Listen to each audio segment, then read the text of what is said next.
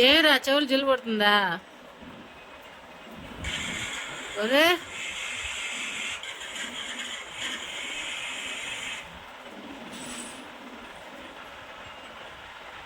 చీ చీ చీ చీ చీ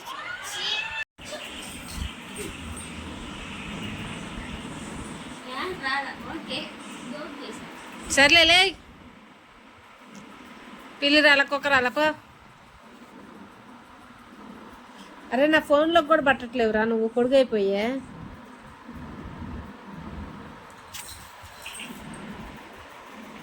టాక్సీ